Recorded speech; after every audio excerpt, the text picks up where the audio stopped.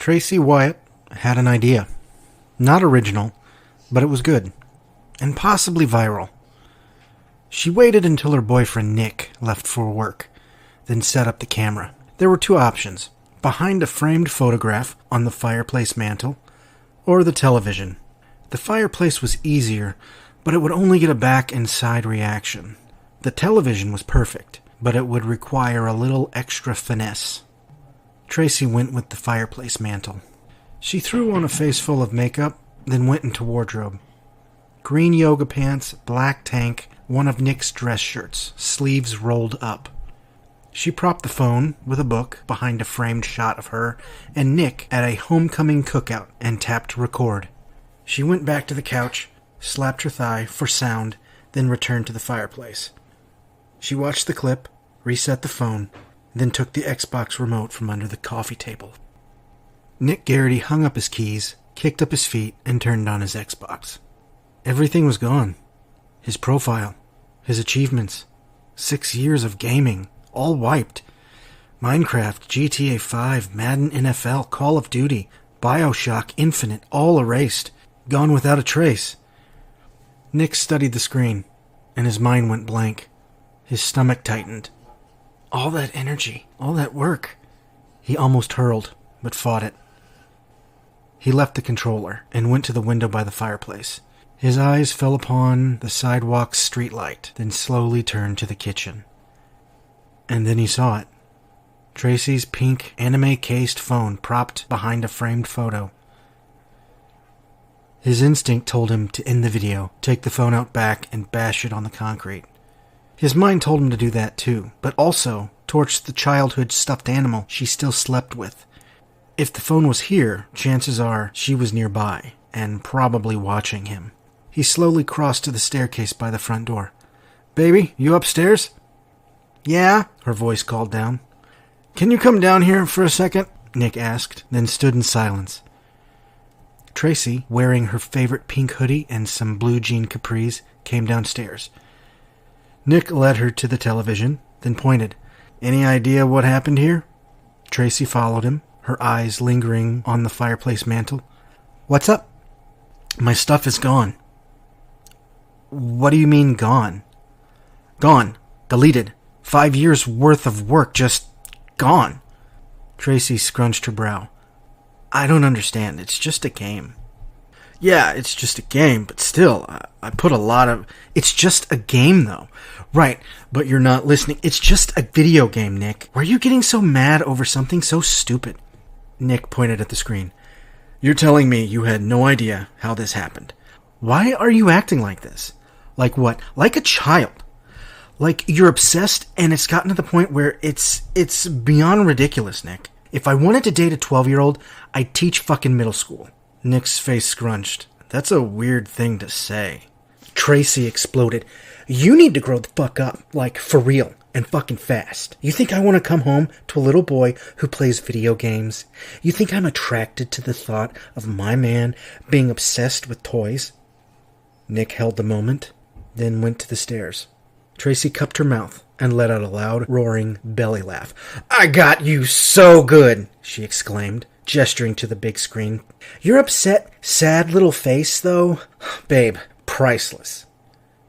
She retrieved her phone from the fireplace. "This clip is sure to go viral." "I'm sorry, what are you saying?" "It was me," she replied. "I did it. I deleted your stuff, babe, for the channel." "You deleted my memory?" Nick asked. "That was you?" She held his gaze, then shrugged, grinning. "What are you going to do about it?" Nick was unmoved. "What time again are you leaving tomorrow?" Tracy's brain broke. "What?" "For the girls' trip. The women's function. It's called an influencer's retreat," she corrected, enjoying her authoritative moment, yet still unsure of her feelings. He was supposed to blow up, explode with rage, or do something other than be nonchalant. She punctuated her reply with a flick of the index finger, then continued. "We leave at 8:45 in the morning, and get back Tuesday night. Late." Nick counted the days on his fingers, tugged his pinky, then went upstairs. He set his alarm clock for 7:30 a.m., then took a bath. Tracy joined him 15 minutes later, then scampered off to bed. Nick bid her soft flesh a final adieu, then slept peacefully on the couch. Tracy woke up late, alone. She made a pot of coffee, then spent the next half hour swiping on dating apps. She matched with 6 guys, started to reach out, but was interrupted by a text from her friend Shelley. Macy, me, and Raylene are in the driveway. She swiped right again, passed on the next 30, then went down to the garage to find her red Kona all alone. Nick's Durango was gone. Her phone buzzed in her hand. It was Nick. "Stuck in traffic. Won't be back in time." Tracy felt her shoulders drop, and she exhaled deeply. An idea came to her. This may work out better. If Nick got too nosy about the trip, she could always redirect the conversation back to this moment and guilt him for not kissing her goodbye. It's worked before. At 9:15 a.m., Tracy threw her luggage into the back of Shelley's Tahoe and studied the street in both directions. She checked the timestamp on Nick's last text. Even with the morning traffic, he should have been back by now. She looked to her friends, all 3 hypnotized and doom-scrolling. She closed the trunk, then made up an excuse to go back inside. Shelley, in the driver's seat, rolled down the window. "You got everything, girl?" "Yeah, I forgot my..." She trailed off, went inside, then sat at the foot of the staircase. She wouldn't admit it, but something about Nick's inaction disturbed her. He wasn't the silent type. He was the quick-to-anger type, the freak-out like a child and apologize guy. Always had been, at least until last night. She stood up, checked herself in the mirror, anxiously futzed with her hair, then looked back at the living room and the idle gaming console under the television. The longer she waited, the more self-conscious she became. The girls she imagined were silently judging her. "No man is worth circumventing your best life," they all agreed, as if it were an unspoken rule, before Shelley put the vehicle in reverse. 2 loud honks from the Tahoe. Tracy locked the door, made up a scavenging tale, then got back in the back seat with Raylene. Macy, the oldest, looked at her from the passenger seat. "So, how did it go last night?" "What?" Tracy asked. "The prank?" Shelley asked in the rearview mirror. Tracy considered lying to soothe her ego, but gave in. "Nothing. He did nothing." That gave Raylene pause. "You deleted his entire gaming library, and he did nothing?" Nick sipped coffee in the neighbor's driveway from the front seat of his Durango. He saw the Tahoe back into the street, then barrel off like a getaway car fleeing a crime scene. They got to the stop sign, then took a left towards the interstate. Nick counted to 15, threw a thumbs up to the elderly couple on the front porch, then pulled out into the street. He backed into his driveway, then called the locksmith. A guy would be out that way before noon, the receptionist said. Nick took 4 large plastic storage containers upstairs, then filmed himself folding and piling Tracy's clothes inside. He left a box of donuts and a vat of coffee at the front door with a note for the locksmith, telling him he'd be back. He clipped his phone to a jacket pocket and taped his encounter at the local donation center. The locksmith had downed most of a raspberry jelly when he got back. Nick bonded with the guy over coffee and relationship horror stories, then swiped the password book from atop the fridge. He changed the password to everything. Netflix, Prime, Peloton, DoorDash, Spotify, then went back outside, shot the shit with the locksmith, tipped him well, then redacted every password pertaining to Tracy with black marker. She still had access to her stuff, as long as her devices remembered them.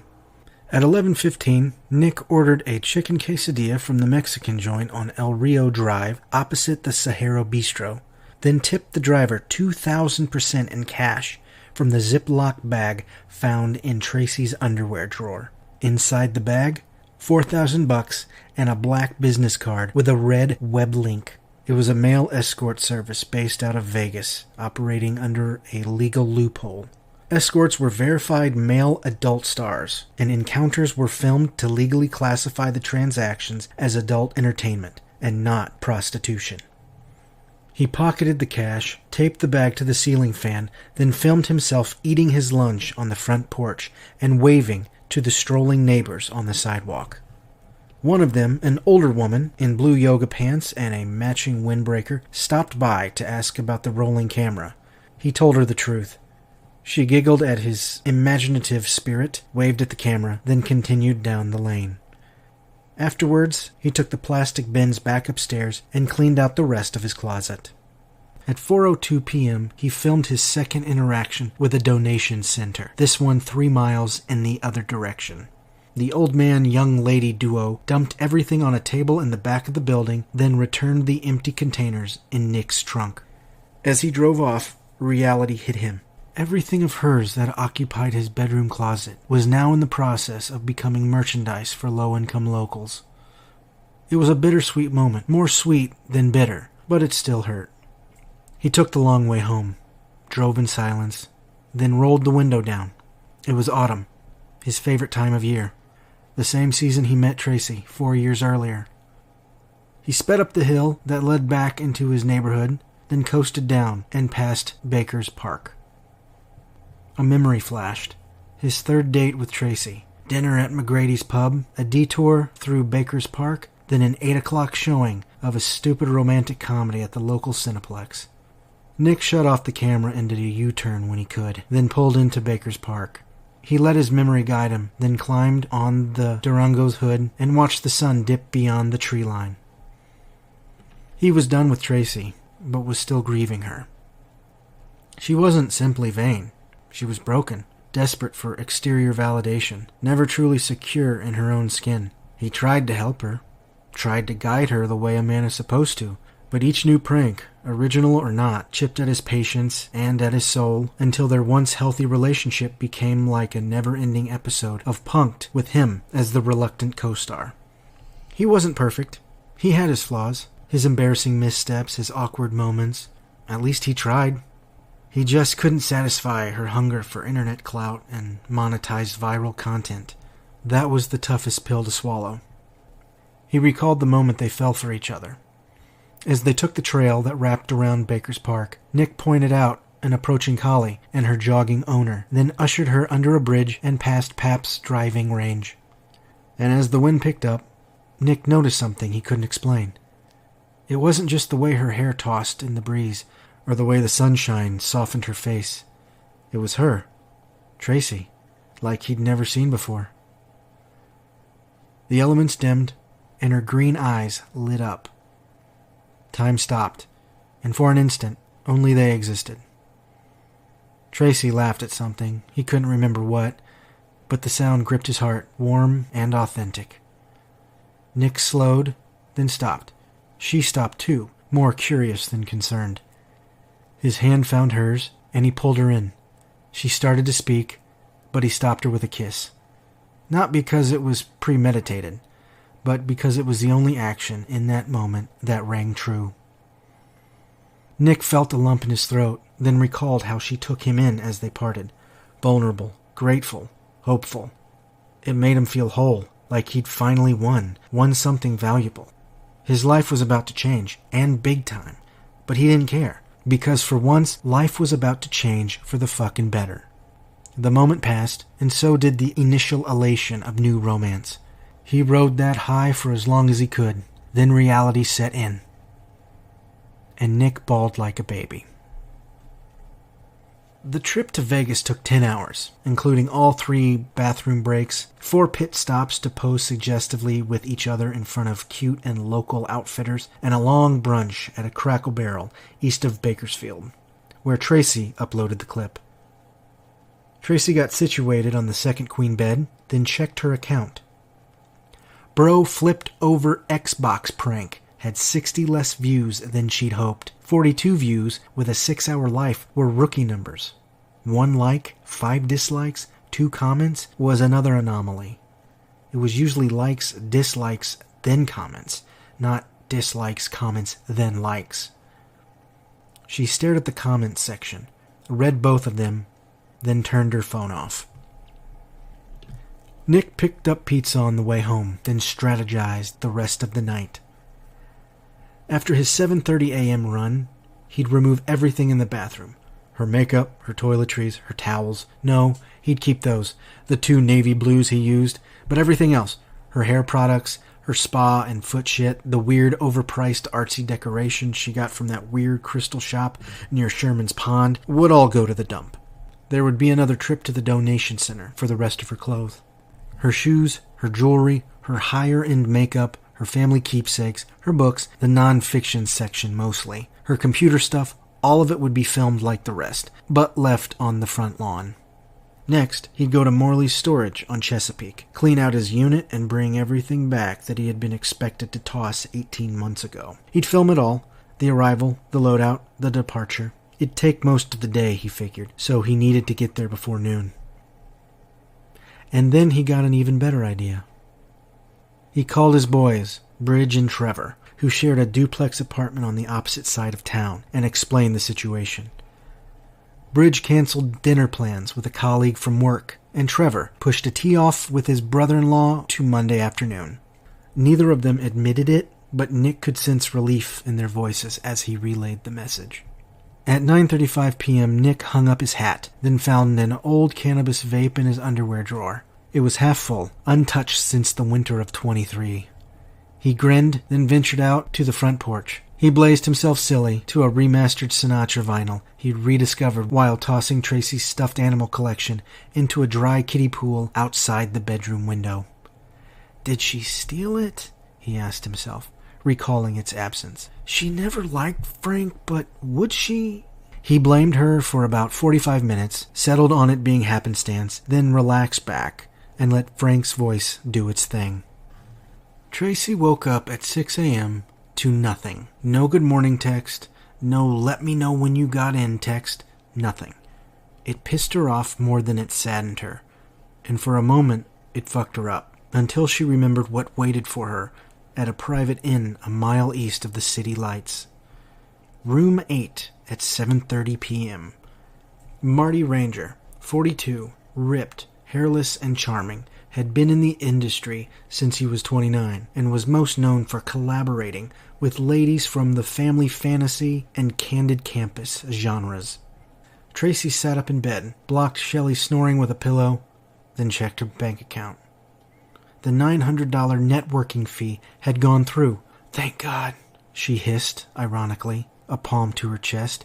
If it hadn't, she would have been up Slut Creek without a paddle and been obliged to network with one of the lesser-known guys.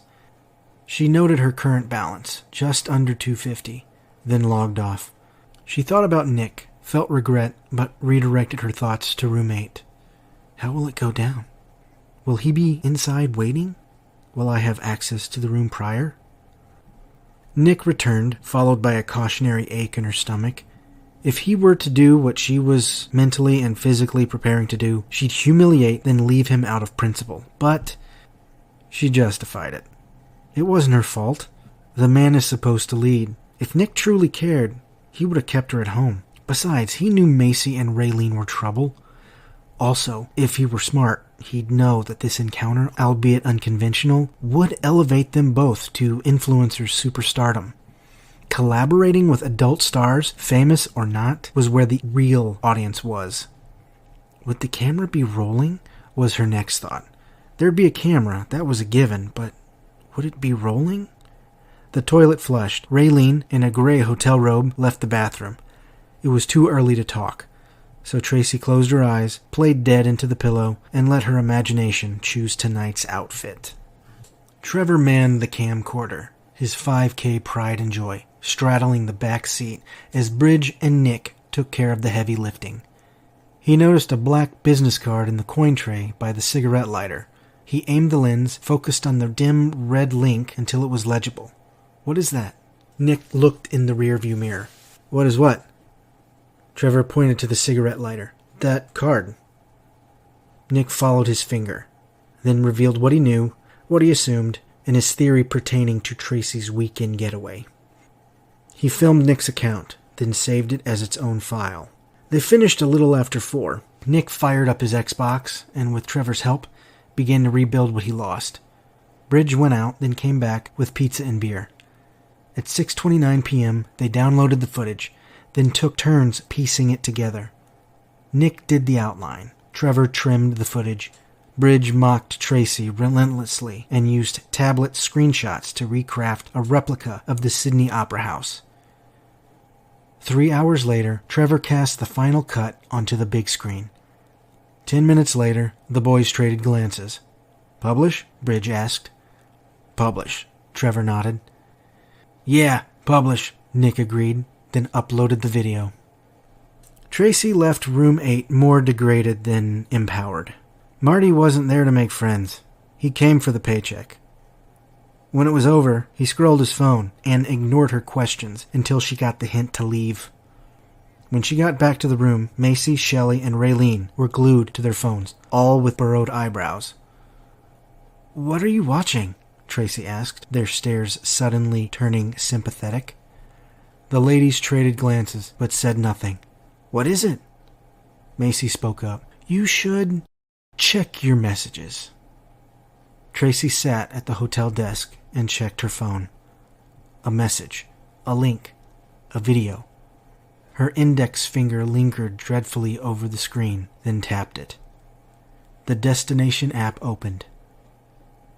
Now We're Even, a short film by Nick Garrity.